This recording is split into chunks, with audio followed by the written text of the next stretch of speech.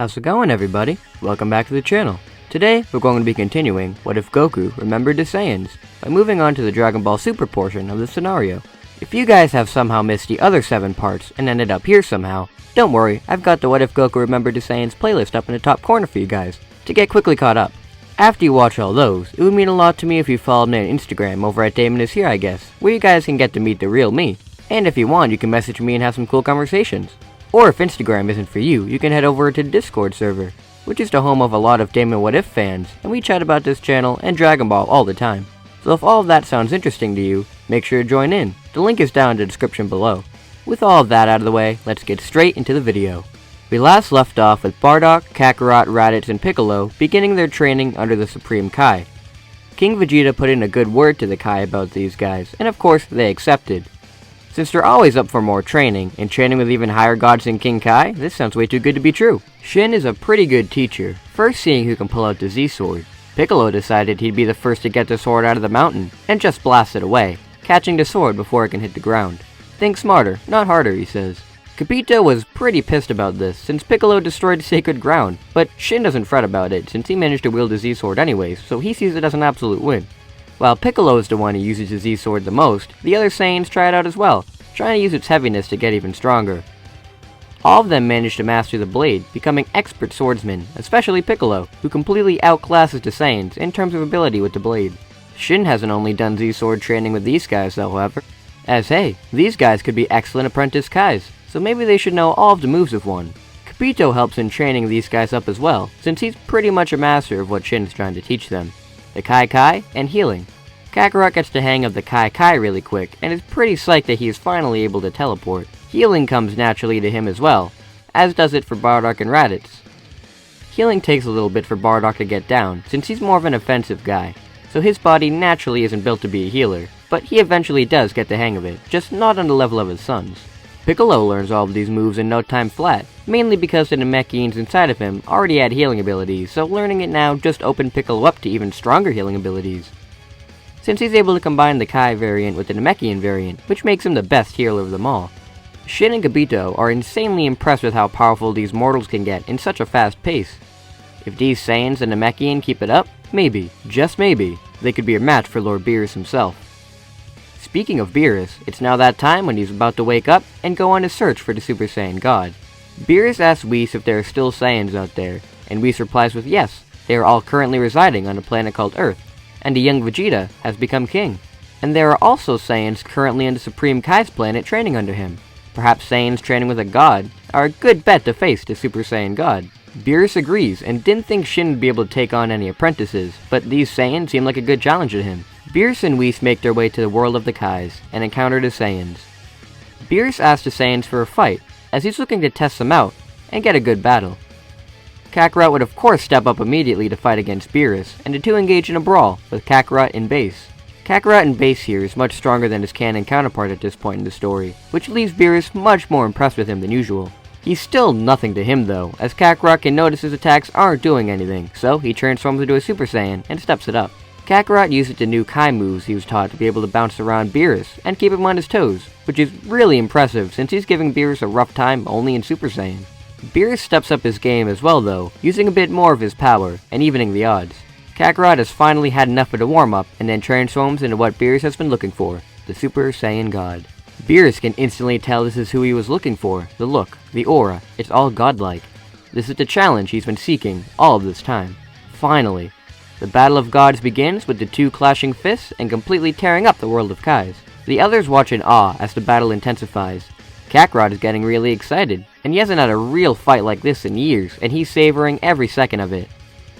Getting used to Beerus' moves and attempting to dish him back out at him even stronger, Beerus is having the time of his life fighting Kakarot, as he's keeping up with him completely, and showing no signs of stopping. Eventually, Beerus can notice that Kakarot is holding back even more power, and orders the Saiyan to stop holding it back and unleash everything he's got, if he actually wants the chance to win this thing. Kakarot obliges and powers up into his most powerful transformation, the perfected Super Saiyan Blue. Yeah, I gave Kakarot the perfected version, as remember, he's had access to Blue for many years now, and I'm 100% sure he'd be able to completely master the form in this time, and be able to use Blue to its full capabilities.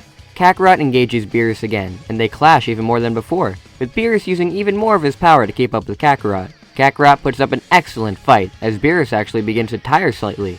But in the end, Beerus is still the winner, knocking Kakarot back down to the ground in his base form. Beerus claims he's very impressed with the Saiyans' power, and he's looking forward to seeing them train even harder, and get totally on his level next time. In fact, if they're willing, he'll have them all come train on his planet with him and Whis.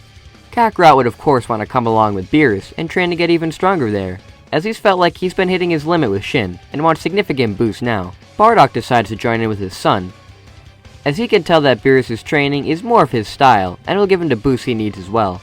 Raditz and Piccolo decide to stay here with Shin, however, as the two of them believe they still have to hone in their skills here, and finish up all of their training with Shin, before jumping ship to train with somebody else. Beerus understands, and tells the two to suit themselves. And plus, he's a little relieved, as he can see that Piccolo is holding the Z-Sword, and he doesn't want that anywhere near him. Kakarot and Bardock leave with the gods to begin their new training.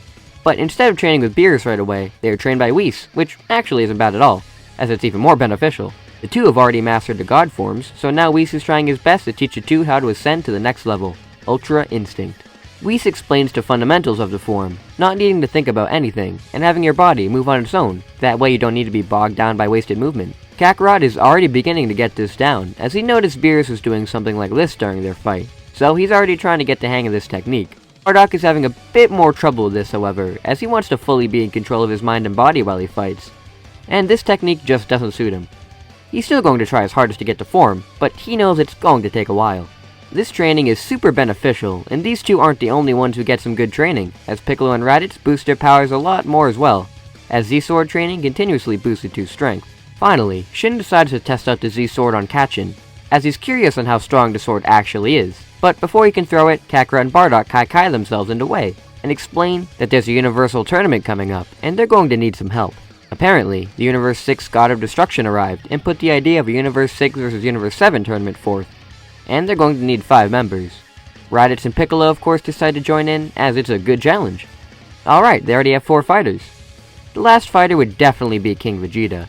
He's still got his kingly duties he has to attend to, but they still have Queen Bulma to take over, as the king will probably just be gone for maybe like a day. Team Universe 7 is formed, and the group go off to the tournament arena to see what exactly they're up against. The first match is between Raditz and Botamo, and while Raditz does have a hard time against Botamo's rubbery body, his time as a boxer makes it easy to land hard blows to push Botamo back, and knock him out of the ring. The next opponent turns out to be Frost, and seeing him immediately brings back Raditz's PTSD of Frieza, so he immediately transforms into his blue form for overkill, and knocks Frost out. Meaning nobody's going to find out yet about his true intentions. The next opponent is Magetta, and Raditz's boxing hits are more harmful than good, as Raditz hits as hard as he can, and that is more painful than effective, as Magetta's body is still too hard to put a dent in it. Raditz is still Raditz, however, and would 100% yell out a few less than nice words, making Magetta bawl his eyes out and lose the match. The next match is against Kaba, and Raditz decides to pull a Vegeta and actually help train Kaba, trying to get him to become a Super Saiyan, and actually succeeding, becoming Kaba's teacher, and then winning the match himself. Finally, Hit arrives in the ring, ready to avenge the other fighters for his universe.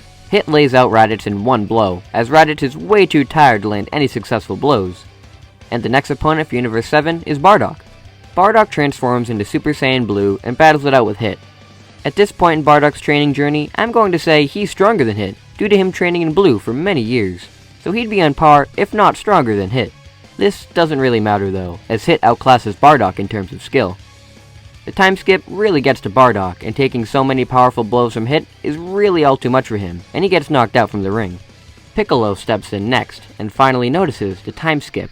He's heard of this power from the Namekian Book of Legend, which is knowledge he has from all of the Namekians he absorbed, and he's able to dodge and predict Hit's movements, and get him on the edge.